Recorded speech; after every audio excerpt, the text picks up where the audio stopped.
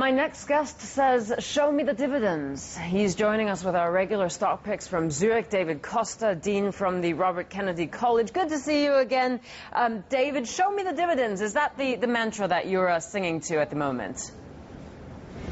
Yes, that's right. I think that in such a market volatility, the best way is to pick companies that consistently paid good dividends. We have to think about the long term. We cannot buy something just in this volatility and think of the short term. So I want to see companies which pay consistently good dividends and not just those companies with a lot of potential but very little facts.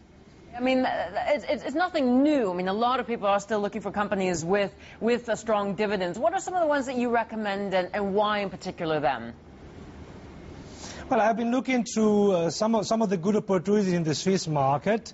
The first one I've been picking is Adecco, because it has international operation, a modest growth, and even if it's not a big growth, they still have a modest growth at the beginning of this year.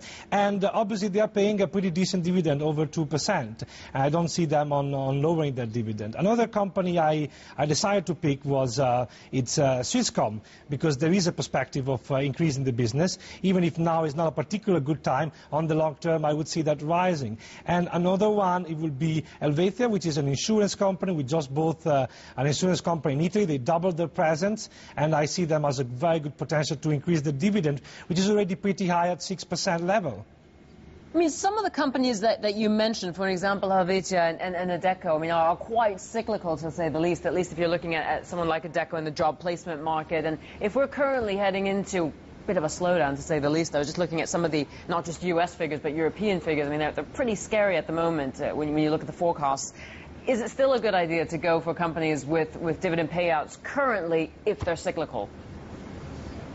Yeah, I understand your concern, and it's possible that something might change. However, they are very well diversified, and in many of the regions they are present, I don't think they will be as affected by the U.S. crisis. So yes, I would still think that in this moment we have to pick on looking at the management as well, good companies which consistently paid good dividends, and might do the same in the future. Now, it might happen that for a year it won't be as good, but for the future, looking at 2-3 years horizon, it will certainly be a good investment. And also looking how much they lost.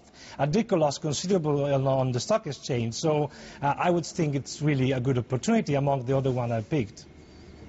People may not have heard of Opfikon before. I know I hadn't. A suburb of Zurich. And I say that with good reason. As a matter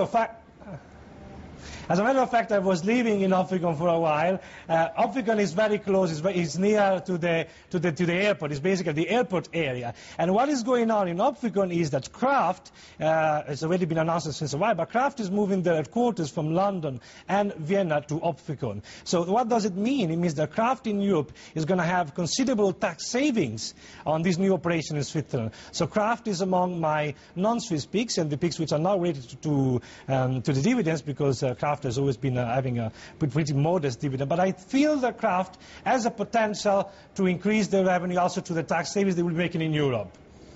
David, a pleasure speaking to you as always. Thank you for your picks. My pleasure, Luisa. David Costa, Dean from the Robert Kennedy College.